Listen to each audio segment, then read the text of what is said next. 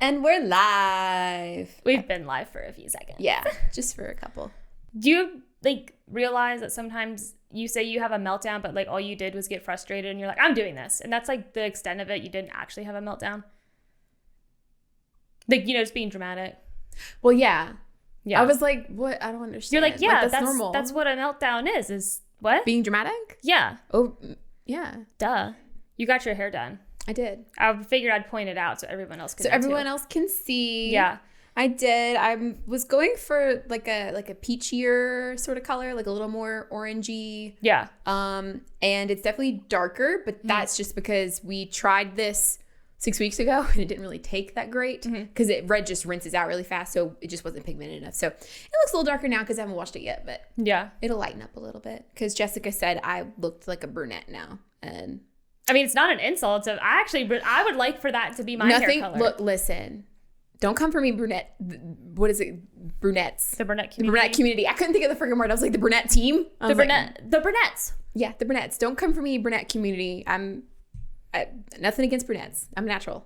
But I like blonde. But I just wanted something a little different. I mean, you're definitely not blonde. No, definitely not. I like that color. I need to take a picture of it. I feel like, remember in Mean Girls and Damien's like, oh my gosh, this is the kind of color I'm going for. Like, I want to put your hair up to mine and go, what do you think? What do you think? I think I like this. Yeah. Do you know in the scene in Mean Girls when they're in the girls' bathroom and she goes, what are you doing in here? And he goes, oh my God, Danny DeVito, I love your work. So when I first watched Mean Girls, I didn't realize who Danny DeVito was. And now when I watch He's the short guy, right? He's a short guy, yes. No. He's the king. The original. Danny DeVito's fucking hysterical. And he's also involved in so many projects that you don't realize he's even involved in. He was involved in Pulp Fiction. And I didn't know that. Yeah. Involved. But behind the scenes kind of situation. Okay. I was gonna say, I don't know. He was not. No, he wasn't. No. Screen. But I now have a love for Danny DeVito, just mostly because of It's Always Sunny in Philadelphia. I think you'd really love that show. There are a handful of shows, movies, whatever, that you watch and mention all the time. And you're like, you would like it. And I'm just like, you would, though. I'm good. But you have no reason to be, I'm good. good. They're hysterical. And they're clever funny. It's not just oh, that's dumb. I mean, it's so fucking funny. And they're narcissists like us. So you'd love them. Honestly, how you, okay, Dennis is one of the main characters, his name anyway. Complete fucking psycho actual narcissist. Oh, so I could identify with him. Yeah, but honestly, he would have loved your story. Oh. He would have been like, oh my God, that is so rude of them to why does your life have to be inconvenienced? That's just it's so fucking funny. Listen. You would love it. I promise you would love it. I'm not narcissistic. Although I do a little bit think that I'm the main character and that the world revolves around me. Oh, I can tell sometimes. I mean, I feel like that too, but you can tell when I think that. Yes. About myself. Yeah. Okay, let me explain. Please explain, please. Okay, so when I was editing the last episode, and you're in the middle of a story, and then I have a sidebar, you do this thing where it's so reminiscent to me of Regina George, and you're like, anywho, or you're like, okay, moving on. I don't know that you might have said moving on, but I don't. You said two different things. You said you're like, cause I know. So, when are we gonna get to the climax of your story? Fuck. I'm just gonna bring that up anytime. You should. And I'm gonna bring it up too, forever, because it was funny. It was. I just can't wait to get to the climax of the story. That's literally the story of my life, though. I don't know how to. We were talking about this earlier, but I do not know how to tell a quick story. If I ever say, hey, I've got a story about something, it's going to take a while. Yeah. Because there's no such thing as, well, that's not an important detail. Well, that doesn't really matter. Let's move on. Nope. Everything's important. Everything matters. I cannot summarize to save my life. No. I know. I'm well aware. I am aware. That last episode, I was like, shit. This story is long, y'all. All the details matter. You needed to know that I couldn't find my dry shampoo. Well, no, that bit was okay. It was everything else up until you were like, and I was just so I was like, ba-da-da, There it is. That is the punchline. That is like, it was there a we long go. setup. It was a long setup, which actually, it didn't really set it up as much as it was like, here's the facts. Mm-hmm. And I was very inconvenienced. But you do what you got to do for family. For family. For family. That'll make sense later. Yes. Well, actually, it should make sense now because we should be on schedule. Okay. Whew. But anyway, yeah. I mean, sometimes I think I'm the main character. But I don't think that. I just, like, know that. Like, I don't know what to say. It just is what it is. There's a certain amount of self-confidence. It's not even that I'm confident as much as I just know. Like, there's not, like, a physical situation that's... I'm not so much confident as I am just a little bit arrogant. Sorry. Yeah. You know? What's wrong with being arrogant? Nothing. Vegeta would say nothing. He has a whole monologue about being arrogant. Both Vegetas. He's my main thing. That's my boo-tang. You're new here. You're new. You're new. I've had you for like 6 days. I've had him for like 600 years. But no, he actually has a whole thing about that. He's like, you want to call me arrogant? And it's this awesome monologue. And I was like, me. So me. I identify. Yeah, clearly. I have since I was like, I could even watch that show, which is weird. Anywho. You had a story time before we get into what we're talking about, because at least we do know. I do have a quick little thing. That was a lie. And the lie detector determined that was a lie. Yeah. I really can't wait to get these tomatoes, because I feel like it's going to be a lot less stressful when I can just be like, just pick it up. Where are we going to put the, I guess just get right here. Yeah. We're going to need like a little basket or situation. Dust. Yeah. So I was putting on lip gloss before we started recording, and it made me think, did you ever, like now or when you were younger, ever have a lip gloss that you put on solely because it tasted good and you would lick it off your lips? Oh. Because it tastes like candy. Yeah. I don't know. I couldn't tell you what it was called, but for sure. Do you remember the lip glosses, which this is a throwback? It had the little roller ball. Yeah. In the top of it, and on the inside it's just like liquid gloss. And so then you just put it. I had one of those. Weren't they like lip smackers? Mm-hmm. Lip smackers had several of them. And then but the one I had was like Tutti Frutti flavored or something like that. And it was a pretty big tube of it. And I literally would just put it on just to lick it off. Yeah. I get that. I mean, I did that. And it was you could. Now I'm sitting here like, because I have lip gloss on. I'm like, ew. Well, I thought of it because mine smelled good. And then I'm like, it was like, no, does not taste good. You're like, it doesn't. Oh. But the one with the roller ball in it, applicator, you could pop it out if you squeeze the edges of the like top of it. And I did that once because I was like, what does this taste like? I'm just putting it on my lips to lick it off. Can I just like drink it? Keep in mind, I was probably somewhere between like 4 and 6, 7 years old, somewhere in that. Yeah. You'd eat it. And then I would pop it out, and then I'm like, okay, all I'm doing is putting on my lips and then licking it off so I can taste it. So basically I'm eating it. So could I not just pop the little thing out and then just like drink it? Is it the same? Not the same. Because the texture, I know because I did it, keep in mind, was between the ages of like 4 and 7 years oldish. 4 and 7. That's kind of broad, actually. That's a lot broader. I know I was young, but I was in school. Like I was in elementary school. So it would have been more than 4. It was probably... I'm like, bro, you're going from like, that's a broad age. 4 and 7, they're not the same children. I don't know. I know the house we lived in. When did we move? We moved when I was in the 3rd grade. How old are you in 3rd grade? Like 8? Bro, I like blocked out most of my 3rd grade year, so I couldn't tell you. So I was probably 6 or 7. Yeah, I was 8. Yes, I was 8 years old. Oh my God. Back to the... You ate your lip gloss. I ate my... The moral of the story, I ate my lip gloss when I was somewhere between the ages of 5 and 7. So yeah, I popped out the rollerball applicator and then took a sip, and was the texture... It's not the same because it goes on thinner on your lips, and it was just gross. You were like, yeah, and I was like, we're just gonna roll it on and lick it off, and roll it on and lick it off, and it lasted forever. Yeah, like I feel like they did last a long time. I don't think I ever had one that just ran out. I feel like I just lost them. Nope. Yeah, I love that lip gloss. I miss it.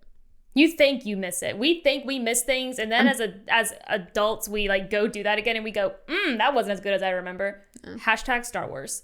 So, no, I don't mean the original Star Wars. I mean when we were like, let's reboot it. Oh. And then we were let's like, revisit because of the nostalgia. Yeah, let's revisit it. You know what? People give the prequel trilogy, I love the episodes prequels. 1 through 3, they give it a lot of shit, and I will not stand for it. No, you know, this is some fake shit. People used to give it a lot of shit.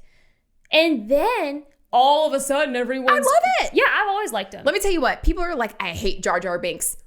Misa likes the Jar Jar Binks, okay? I mean, I won't act like He's funny. I won't act like I love him, but he wasn't any more annoying than like any other kind of side weird character like I've seen before. I agree. I'm like, he's like the robot. What's his name?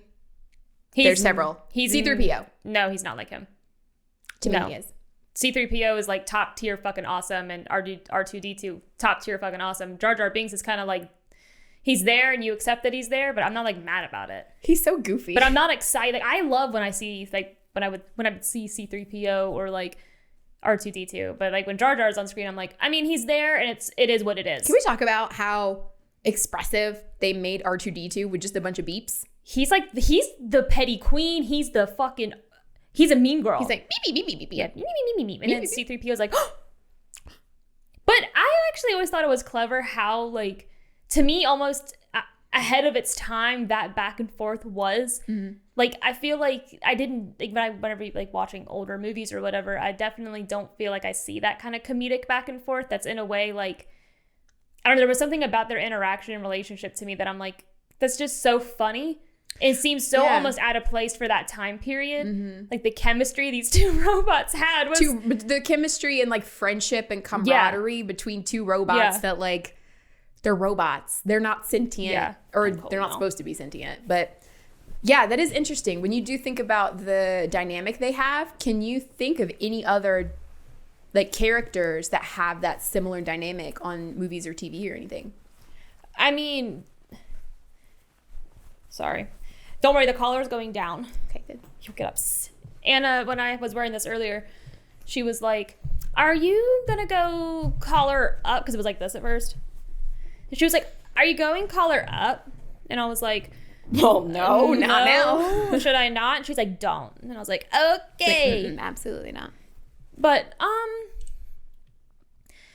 they have a very unique relationship. Mm-hmm. And R2-D2 is such a unique character as well because he's seen like everything. Mm-hmm. He's been there throughout everybody's journey pretty much in every Star Wars film. And I mean, he's just always kind of been a part of it. Mm-hmm. But when it comes to their chemistry, I'm like, I mean, it's also just the way their relationship functions because they're like these two main supporting side characters that...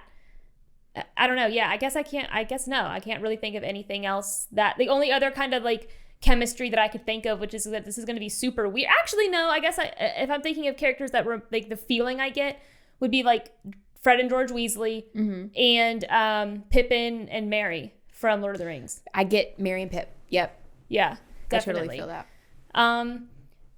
Fred and George probably had too much chemistry. They never really fought that much. Mm-hmm. Merry and Pippin. Pip or Pippin? It's both, right? Yeah. I mean, it's either or.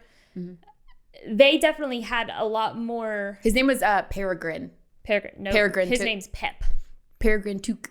Full of a toque. But they definitely had more, not irritation, but they had a banter. By Fred and George were kind of always on the same team and they were giving everybody a hard time. Well, they also are twin. Fred and George are twins versus like being Merry and Pip, I think, are cousins.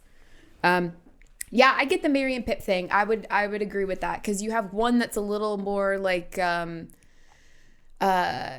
almost kind of like serious in some aspects. Like they can both joke around and stuff, but one that's a little more like kid-like, I guess. Yeah, I mean, and that becomes a little more naive. That becomes really apparent even with like the second movie when they have to one of them has to go with Gandalf, and that's when who goes with Gandalf? Is it Merry or Pip? Shit, I don't fucking know. They're not twins, but in my head, they're the same I don't know who is who. Yeah, I don't know who's who. Like, I couldn't tell you. I can see visually, they are different. And I know which one goes with who, but I don't know who's who. My brain, I'm like, anyway, that's a whole... I can't go down that rabbit hole. But yeah, they're related to R2-D2 and C-3PO. Who would you be? Who's I'm R2D2. You're R2. You know, Like, I agree. I just knew, like, they're... Like, I am C-3PO. I was like... Correct. Like, yeah. Because half the time you don't know what I'm saying because I don't talk well. Or good. Or whatever the right word is. Well. I was correct. C. Yay. What the fuck were we talking about? Lip gloss. Be poppin'. My lip gloss is... What is it? My lip gloss is poppin'. My lip gloss is cool. Isn't it? No, isn't it the opposite? My lip gloss is cool. My lip gloss is poppin'. Is it be poppin' or is poppin'? I don't know. What the fuck was that from? Is that a song? No, I think she says it both ways. Who is it? Lil Mama. Right? I don't remember. I just remember Lil Mama. that. My lip gloss is poppin'. My lip gloss is cool.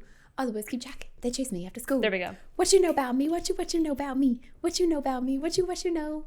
You knew. We wanted to talk about. Do you want to talk about the Nazis? Yeah. Or the Nazis online or in real life? Yeah, really. We can talk about that first, I guess. Sure. Okay. So Pause. Pause for. Do you need this? Yeah, I'll need it.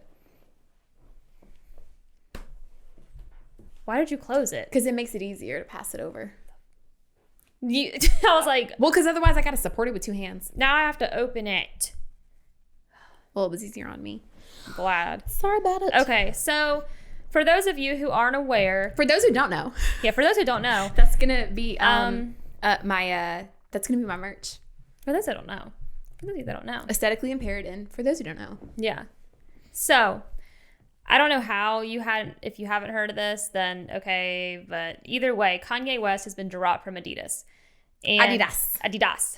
And at this point, it's because of I always fuck up how that's said, the Semitism. I always just say it wrong. But isn't there like anti-Semitic is the adjective. Is the So you can adjective. say that something is anti-Semitic. So their speech or their behavior is anti-Semitic. Anti-Semitism is the noun version of that. So just... but Kanye was saying anti-Semitic things. That would be correct. Correct. Yes. So that's what he did. Anti-Semitic rhetoric. Yeah. So he did all that, and Adidas was like, I'm out.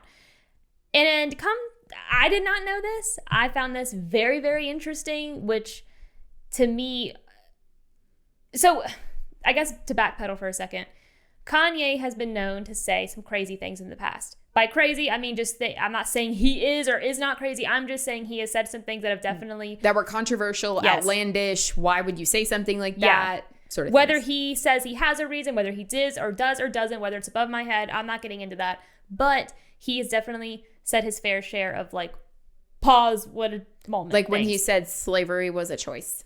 Yes. Now, however, Adidas stood by his side, or at least did not drop him. Mm-hmm. So it got to the point where you're like, what can't he say? Well, it turns out this is that. Well, he said in an interview, I could say anti-Semitic things and Adidas wouldn't drop me. Yep, that's bit him in the ass. Oh, Now, that did not age well. However, I think that's probably the only thing that he ever could have done that would have caused him to get dropped. And it makes more sense to me now because of the history that Adidas has with the Nazi Party. I did not know this. Oof. Spill that tea, sis. So this blew my mind. While I sip my tea. Adidas and Puma, they are, one's made by one brother from back in the day, one's made by another. Now, this is during World War II times. This is before they existed. I'm just saying Adidas and Puma are both involved in this story. They're both German brands and they're both like athletic wear. Before that ever existed, you had two brothers named Adolf and Rudolf Dassler. Adolf was also known as Addy. Adidas. Das. So, they co-owned Dassler Brothers, an athletic shoe enterprise, before they started feuding because they actually ended up having a pretty bad relationship with one another. They would have a falling out. Their whole town would get involved in it. So, however, before they broke apart, they had Dassler Brothers, the shoe company. Rudolf was forced, so one of the brothers, Rudolf was forced to serve the German forces in Poland. This also, he didn't want to be. One of them was more of a Nazi sympathizer than the other one. Mm-hmm. The one who started Puma, less. Who started Adidas, more. So When the war ended, Rudolph told the Allies that Addie assisted the Nazis' war effort, and pretty much they hated each other ever since. So we now, Germany has very strict laws when it comes to any kind of, like, you can't have a swastika. It's a crime to have a swastika. It's a crime to deny the Holocaust happened. Best not find out you a Nazi.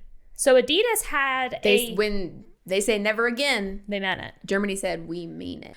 So either way, I found it very interesting because it seemed like pretty much Kanye has said everything under the sun, and Adidas was like, meh. Like to offend everybody. But I feel like they were forced to pull the plug from him at this point because they're like, fuck, like we have to keep separating ourselves from that because they were founded basically by a Nazi. At the very least, a Nazi sympathizer. Yes. So, and they're like, yeah, we can't, not good for. So I found that I didn't know Adidas. So they're like, sorry, not to cut you off, even though I am. Not to cut you off, but I'm gonna keep going.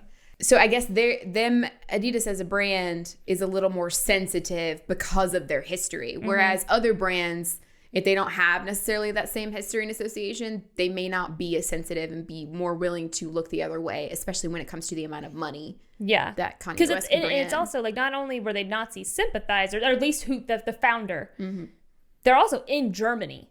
So it looks bad for them in that sense too, to be like, oh, I'm a German shoe company who, and not getting rid of somebody who's saying these anti-Semitic things. It makes sense that Germany really has to be on top of that stuff because forevermore, in the history of the human race, you will always be associated. The name of your country is always associated with Nazis. Nazi Germany, Yeah. So it's like, yeah, makes sense. Sorry. So it's just like, I thought that was very, very interesting. And I felt like it made more sense as to why they chose now too. Because he said all these things in the past. Because, they started to relook their relationship with him when he had the White Lives Matter shirt. They were rethinking it and reevaluating it. But nothing happened. But then this stuff happened with all the anti-Semitic things he was saying. And they were like, oh, no. We're done. Like, that's a step too far. Yeah. And the thing is... So casual racism, they're like, yeah. It's okay, I guess, as long as he brings us money. But the anti-Semitism, they said, nope, too far. Yeah, and the thing is, though, they even said, oh, we chose money over morals. Well, you have a history of doing that too, don't ya? So it's kind of like, in a way, it seems super not genuine. There's just something about it where it's like, oh, so you're only pulling out at this point in time because of your history, not because it bothers you. That's kind of what it feels like. I'm like, does it actually bother you? Or are you just like, fuck, I don't want to get tied up in that because it's going to make me look even worse. Like, do you even care what he's said or what he's saying? Or is it just like, oh, I'm tied too closely to this because of our past and like our past connections. So I have to pull away despite, because clearly they probably don't. I'm assuming they wouldn't care because like, so you're, like you said, you're cool with casual racism, casual, whatever the fuck that is, racism. But like, oh no, that was too far. It's all too far, but okay. So I don't know. Yeah. I mean, I guess if the brand as a whole had more of a past with racism and stuff, in terms of being involved in like whatever. They made shoes, dude. I mean, they had factories that helped the military. I mean, they were forced to help the military, but it's like, it wasn't like a little connection. It was a very large connection, both of them. And they're like across the river from each other, like Puma and Adidas, I guess, or at least they were when they started their companies. So yeah, I just found that very interesting. I had no idea that Adidas had like ties to the Nazi party. Did you hear that Kanye went to Skechers with a film crew, unannounced, no meeting set? And they said, nah, fam, you can leave. I'm like, first of all, Skechers. First of all, Skechers. Second of all, Skechers. Like, come on now. They said, no. Like, to be dissed by Skechers. Yeah, literally. For Skechers to be like, we don't want anything to do with you. And it's like, you know what, Skechers?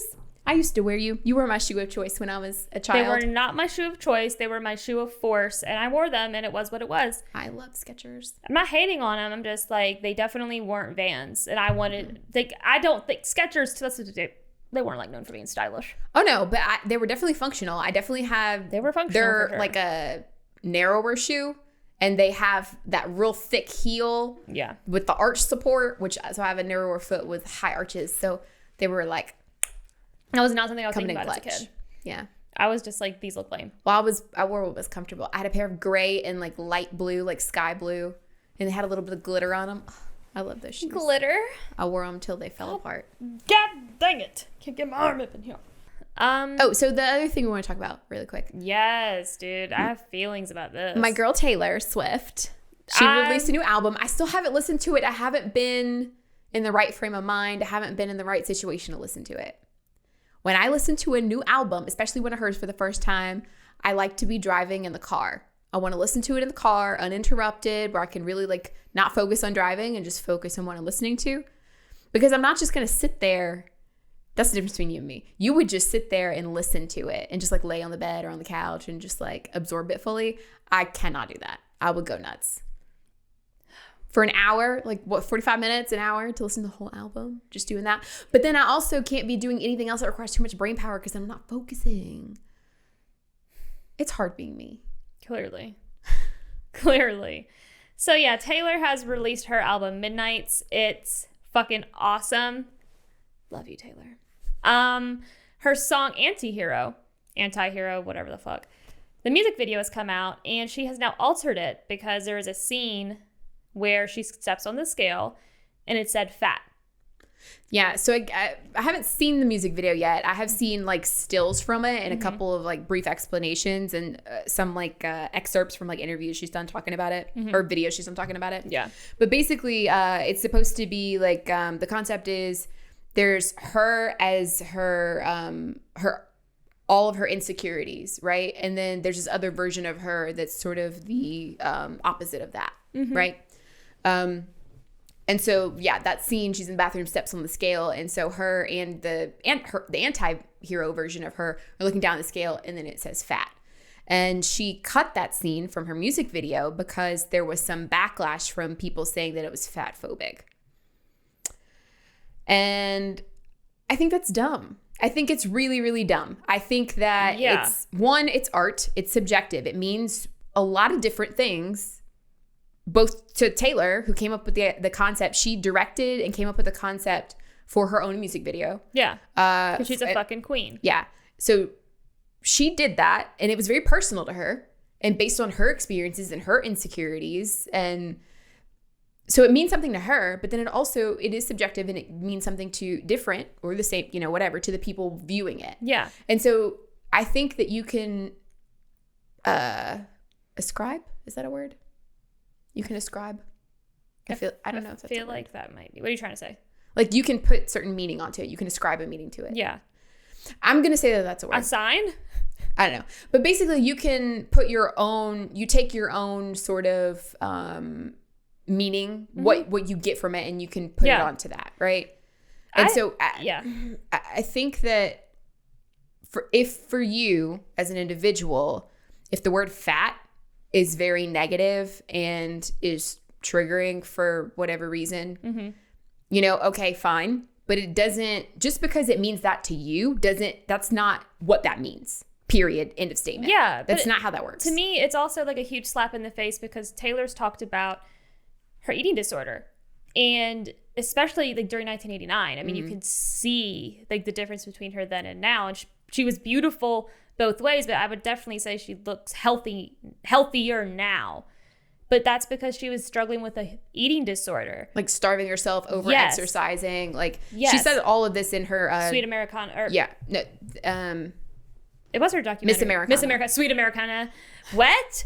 Yeah, Miss Americana documentary. She talks about it and how she would feel like she was about to pass out when she was doing shows and on stage, and that it would be very triggering for her to see paparazzi photos of herself. And she just, she struggled with it, and she's been open and honest about that. So to put that into the music video, which to me, it's not saying that it's not even saying being fat is bad.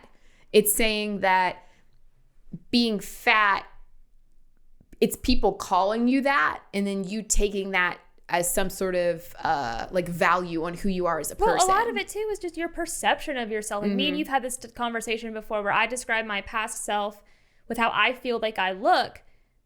It has no weight to anybody else. It just holds weight to me and how I viewed myself and what I struggled with. And so it's like for Taylor, it's a huge slap in the face, especially to sit here and talk about your struggle and your eating disorder and, you know, the mental struggle that you had because you didn't love yourself. And that's a fucking journey to learn to love yourself. And now people are telling you you're not allowed to have that journey. You're not allowed to have that perception or that perspective because I don't like the word you used. So you're belittling her experience and what she went through because you're being a little fucking bitch. And you're being fucking selfish, and it's disgusting. Because it's like, so who is allowed to decide, like who's allowed to have mental struggle? So pretty much to me, whoever had a problem with it clearly is just, they're the only ones that can have this struggle. So you're telling someone who suffered from an eating disorder, well, you're not the same as like the rest of this community. So you're not allowed to talk about it and you're not allowed to tell that story. Basically, it's you're not fat enough to be part of the that's what it fucking, fat community. That's what it feels like. I mean, that's just putting it fucking bluntly is like, yeah, pretty much. So it's like, so you don't get to have any sort of feeling about that word because it's not your word. And I'm like, first of all, fat is not a slur. Shut the fuck up right now. Fat is not a slur. It is a descriptor word. It is not the same as the F slur for gay people. It is not the same as the N word. It is not the same.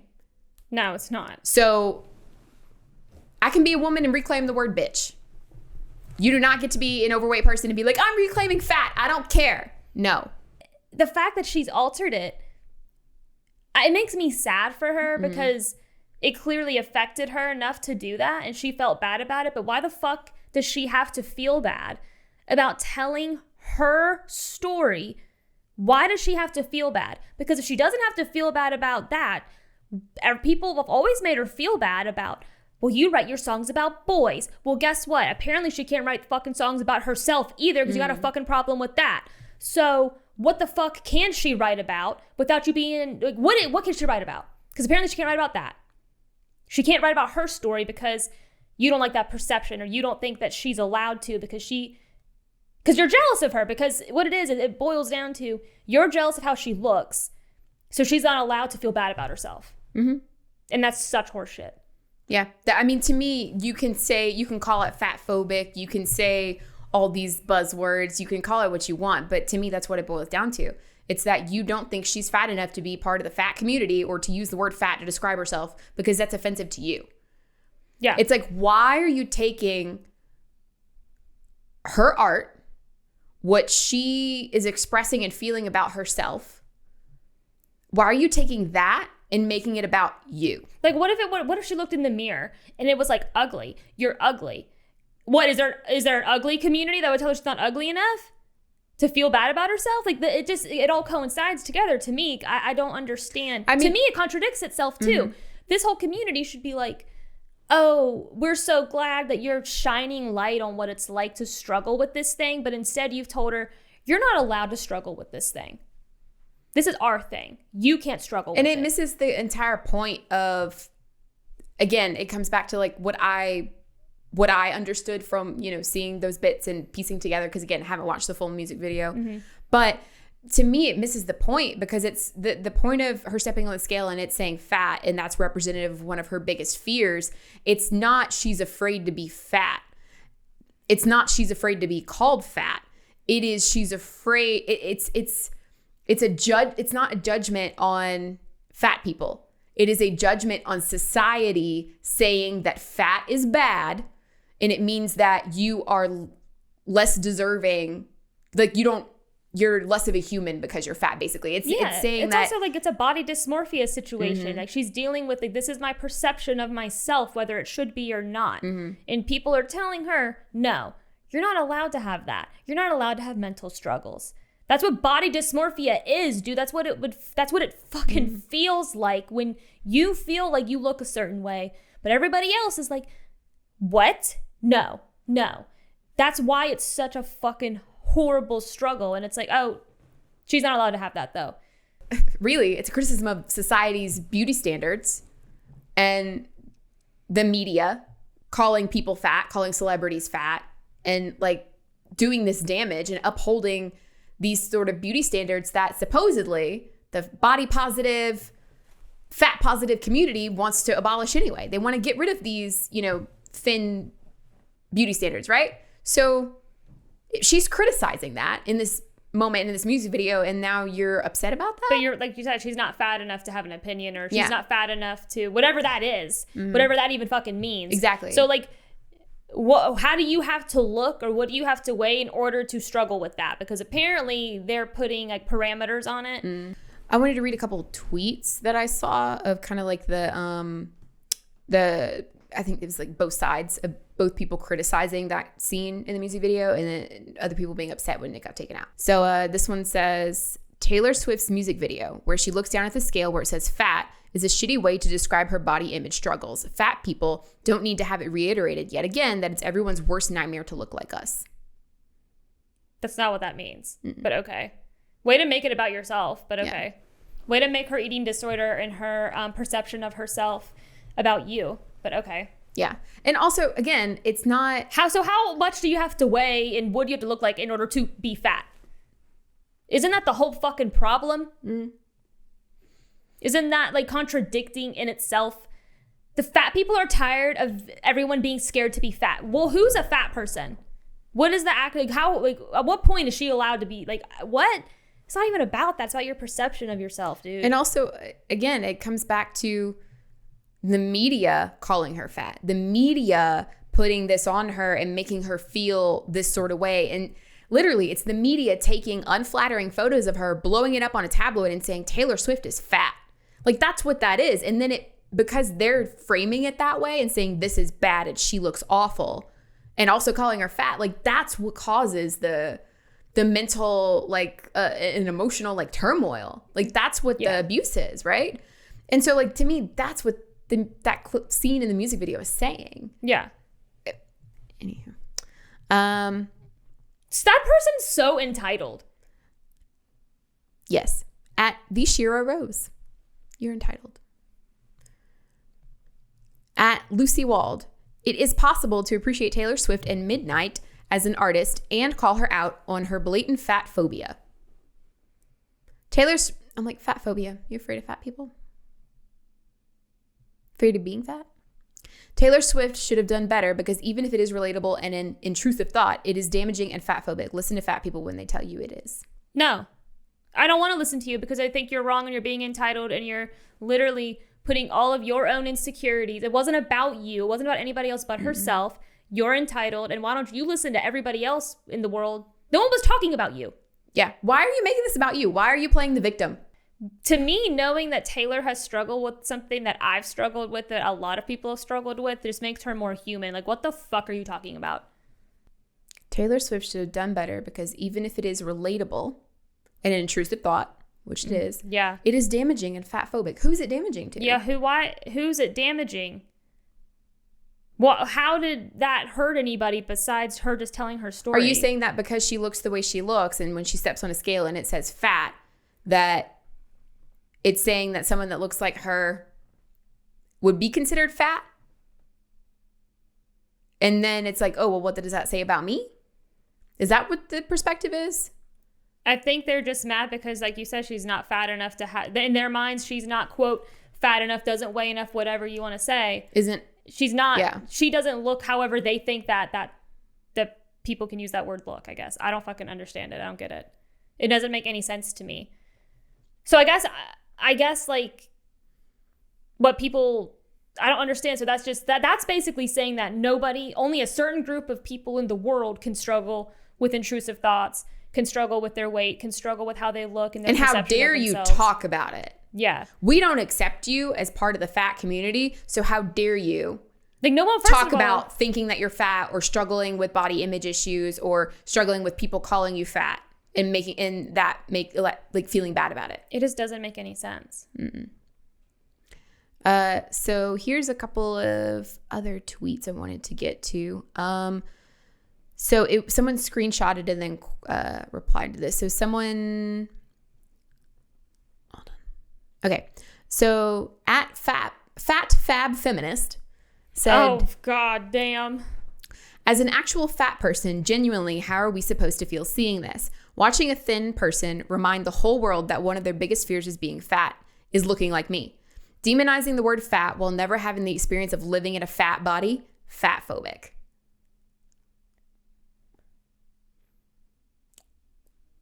What?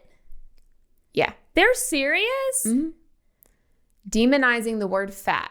I'm like, first of all, who's demonizing the word fat? Because to me, again, that clip in the music video is not Taylor demonizing the word fat. It is society and the media doing that, and then putting that label onto her, and then her absorbing that and applying it to herself. Because when people tell you are something, if they tell you enough times, you start to believe Not them. to mention what the beauty standards, especially back in 1989 days, 1989, the album. I mean, basically, if you weren't a Victoria's Secret model, you were fat.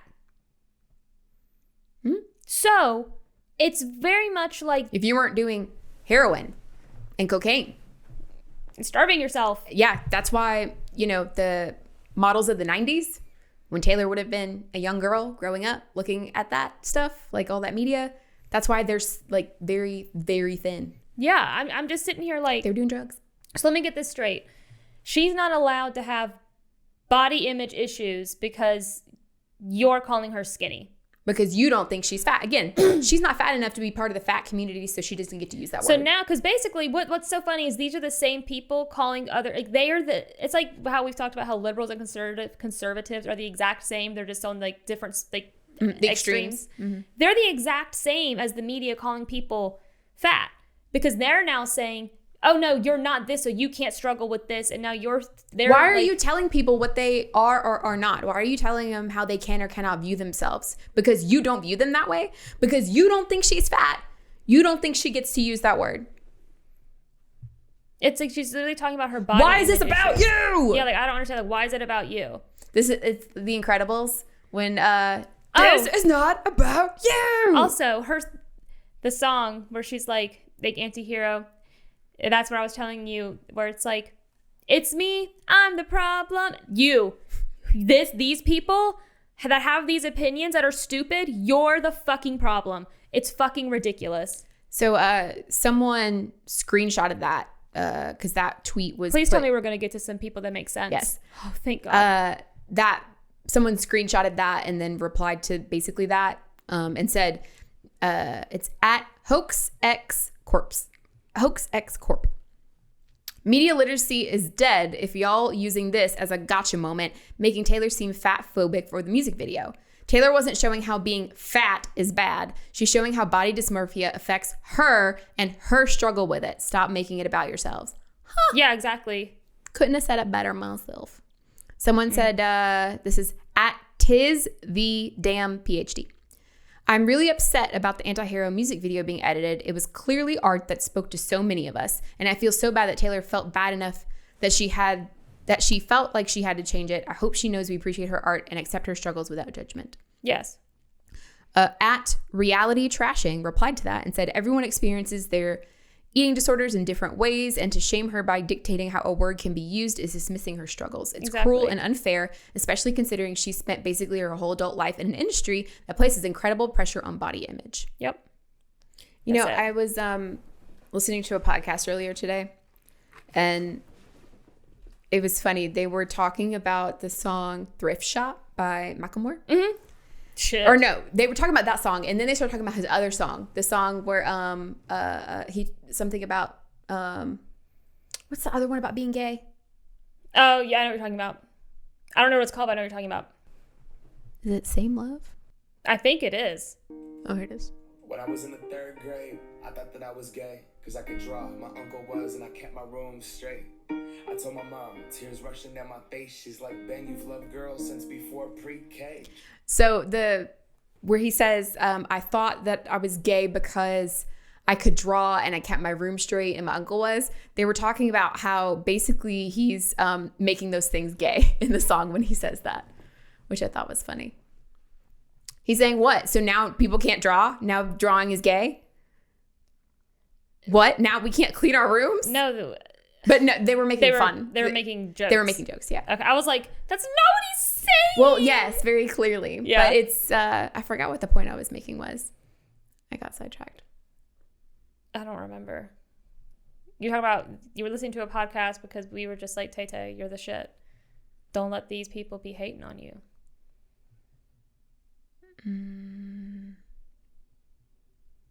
I literally don't remember. I had a point. I was going to make a point. I don't know. And it was relevant to Taylor Swift.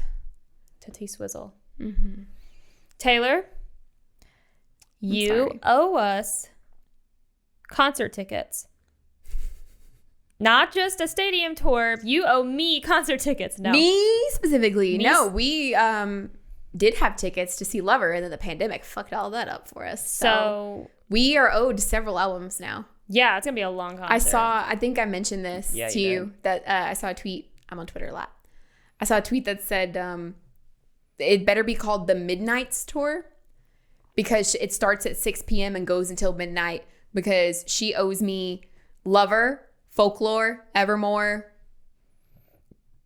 Midnights. Is that the only 4? If we want to be very specific, she owes us Lover, Evermore, Folklore, Red Taylor's version, Fearless Taylor's version, and Midnights, honey. And they said her guitar pick better be a toothpick by the end of that concert. She owes it all. And I'm like, whenever we can finally go see her again, if I don't hear All Too Well, whether it's the original or the 10, I'm now a huge 10-minute version fan. Mm-hmm. It's my favorite version at this point. If I don't hear that, I will bawl my eyes out. So just know that. So, oh, sorry, hold on. My tablet hurts. You said so, and I got scared because I was like, there can't be any more. No, I was gonna say one quick. It'll be quick. Famous last words. So I remember. I think Taylor said it, and also someone brought it up again and like mentioned it. That Taylor said that Folklore and Evermore were kind of, in terms of like that sound and that era for her, that's kind of like, it's like a one-off sort of thing. Mm-hmm. Like that's not really her style, and she's not going to continue to make that kind of music. She kind of just did it because she wanted to. Yeah. It fulfilled her creatively. And that she was always going to return back to doing like the pop stuff. Right. Yeah. And so that makes me think that when she does go back on tour again, she'll probably do a mixture. She'll obviously do like probably more Midnights heavy stuff. She'll probably do a bunch of stuff from Lover. And then she might do like 1 or 2 songs from Folklore and Evermore just sprinkled in. She'll do probably the most popular tracks. Cardigan. For sure. The one. Yeah. I really hope she does Champagne Problems. That's my favorite. Mm-hmm. I love Champagne Problems. Anytime I listen to Folklore or Evermore, it's because I'm depressed. I love those albums. They literally, those songs to me are the embodiment of, it's kind of cold outside. It's very gray and drizzly and rainy and miserable. And I just need to put on like a cardigan and drink some tea and be sad. Those, like that sound, that's my sound though. I love indie sound and stuff. Like I'm like, it's the embodiment of depression for me. And you're like, that's my jam. I'm dead winter. I'm dead winter, dude. Like Noah Cyrus has an album that's phenomenal. And Noah, girl, I love you. I love Noah Cyrus. She is like, I just love her. I love her voice. I love her style of music. I fucking just, I'm so into it. I love you, Noah. I don't think you said it enough. I love Noah Cyrus. Okay, we are going to wrap it up here because we have gone over our time again because we don't know how to not do that. So if you enjoyed this episode, please like, subscribe, leave a comment. I don't know what you can comment, but you can comment something, I'm sure. Click the notification bell so that way you get notifications, not updates. I guess they're considered that every time we post. Hey. And you can follow us on all of our social media platforms at Waypod, WAYYPOD. We're on Twitter, Instagram, what is it, TikTok? I'm like, what do the young kids use? TikTok. What do they use? You point to me. We're on the young kids. The young kids. I'm older than you. Yeah. That's pretty much it. I had a thought. I don't remember what it is. Oh, well. No more thoughts. You're not allowed. We're wrapping up. No more. We're done. Okay. Oh, it was our schedule. If you're new here, ooh, that happens a lot. That was a boing. If you're new here, I hit the mic stand a lot. But Did you hear that? Mm? That's a person. That has to be Guy. I have my gun in here, though. Okay. Okay, we're leaving. So, my point is that Our schedule? Our schedule is that I'm like, there's a serial killer. Let me tell you my Our upload stuff. schedule. Audio out on Mondays. Video out on Tuesdays. We are gonna do better. We're gonna do better. We've already done better because by the time this comes out, episode 3 will be done. So, for all you know, we're on schedule. Exactly. So we're gonna make sure we don't get killed real quick. Peace out, guys. Bye. Bye.